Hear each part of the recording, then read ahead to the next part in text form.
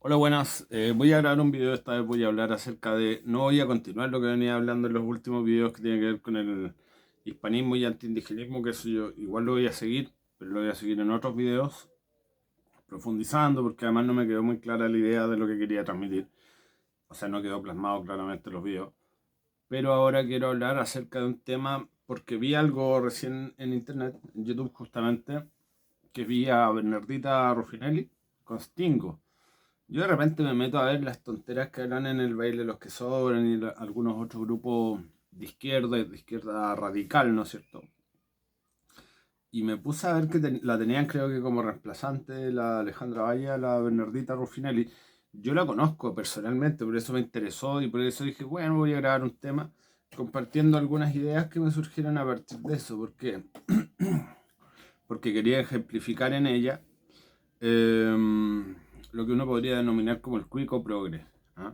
Yo la conozco personalmente, no es una mala persona, o no era por lo menos, yo la conocí hace mucho tiempo, en su antigua ciudad, en Temuco, y no es que fuera una persona, era cuica, no es que era como esta cuica despectiva ni nada por el estilo, no, era como una cuica buena onda, pero de todas maneras me sirve para ejemplificar en ella a gran parte la progresía de los líderes o influencers, o entre comillas, incluso intelectuales, o incluso los pelotudos que están en el gobierno actualmente, son todos como cortados con la misma tijera, digamos, bajo el mismo molde, que son cabros muy, como dirían ellos mismos, como es la palabra que utilizan, privilegiados, son cabros muy, como el mismo Boric, como Jackson, y como esta niña, la Bernardita Ruffinelli, como digo, yo la conozco desde tiempos del colegio. Yo conocía gente que iba en su colegio, que eran compañeros de ella. Yo incluso fui alguna vez a su casa. Vivían en un sector súper acomodado de Temuco, en el pasaje Furcade, la gente que es de Temuco lo conocerá. Y, y no es, claramente, no es un sector humilde, no es un sector marginal, ni siquiera clase media. O sea, estamos hablando de gente que pertenece a la élite, que no tiene nada de malo de todas maneras, pero sí empieza a tener un poco de sentido cuando tú piensas no solo en ella como persona, sino que en un grupo grande de gente que está en la misma, que es incluso una cuestión generacional, por un lado una especie en algunos casos los que son más honestos es como mea culpa por haber sido privilegiado, y en otros casos los que son menos honestos lo ven simplemente como un negocio, digamos.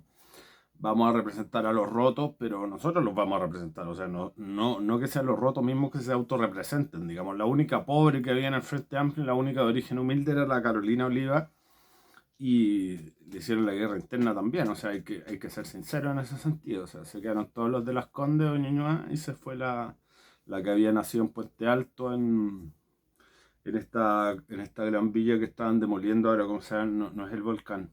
De ahí me voy a acordar. Bueno, resumiendo entonces, yo la conozco a la Bernardita Ruffinelli, sé que es una persona que viene de un entorno súper privilegiado, me carga esa palabra, pero... Y lo que, como digo, no tiene nada de malo, no era una mala persona, pero sí me carga el discurso que tiene ahora y lo relaciono un poco también con una cosa medio infantil, en el sentido de sentirse... estos cabros cuicos, cuando son muy mimados, se sienten como súper inteligentes, weón. No digo que sean estúpidos, pero bueno, en algunos casos sí. Como son tan mimados, se sienten como yo. Yo conozco muchos cabros, mucha gente, no solo del colegio de ella, de muchos lados he tenido posibilidades y conozco mucha gente que, digamos, cuica. A veces uno full, o sea, ni siquiera a veces uno, a ver, en general comparten el hecho de haber sido muy mimados y que sus papás los convencieron de que eran únicos y especiales, y estos finalmente eso lo traspasan a la esfera pública, digamos, cuando se transportan justamente del mundo privado al público y se creen influencers, se creen seres superiores moralmente, éticamente, intelectualmente, estéticamente y en todo sentido. Eso lo podemos ver también con toda la gente, los tuiteros, los influencers, que se ponían a criticar al pueblo después del resultado del último plebiscito, ¿no es cierto? Donde ganó el rechazo y decían, nunca más voy a pelear por ustedes rotos de mierda. Qué cosa más típica que el roteo proveniente de la izquierda, que se supone que está a favor del pueblo, pero que no son el pueblo, no conocen el pueblo, nunca han estado en una fábrica, nunca han tenido un trabajo humilde, bueno.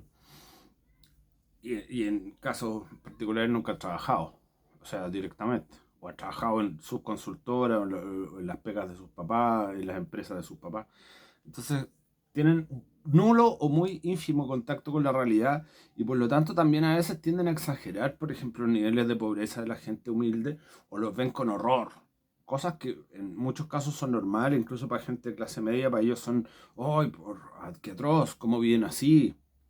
Porque no saben que se puede vivir así. Po. No, no saben que se puede comer arroz con huevo 2 días a la semana y no pasará por eso. O 3 días a la semana, que puedes comer tallarines con salsa. Y eso no te va a hacer peor, ni te va a hacer más estúpido, ni nada por el estilo. O sea, esa falta de conexión con la realidad, la simbolizo en ella, pero el mismo Stingo también es de la misma onda, de la misma rama, viene de ahí mismo. O sea, y lo peor es que esta gente cuando, además de eso, que viene muy, muy de su hogar y de su infancia, que es uno, sentirse único y especial y por lo tanto más inteligente y más especial para la sociedad que el resto, y eso lo lleva a tratar de convertirse en líderes, por ejemplo, en cosas por el estilo. Además, segundo, el cero o nulo contacto con la realidad que lo hace decir, hoy estos pobres, y el 98% que no vive como yo, pobre gente.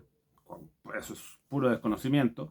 Y a eso se le suma finalmente la utilidad, porque esta gente muchas veces toma posturas de izquierda radical, por ser popular, por estar a la moda, ¿no es cierto? Que es una cosa muy generacional, pero yo creo que en un momento ya no se pueden dar vueltas. En un momento ya están embarcados, ya pasaron el punto de no retorno y dicen, ya sé que todo lo que digo son tonteras o que estoy en el camino equivocado, pero ya no puedo desdecirme, porque voy a perder la mitad de mis seguidores, voy a perder la mitad o toda mi credibilidad, un capital enorme, y esa gente muchas veces también empieza a lucrar con esto.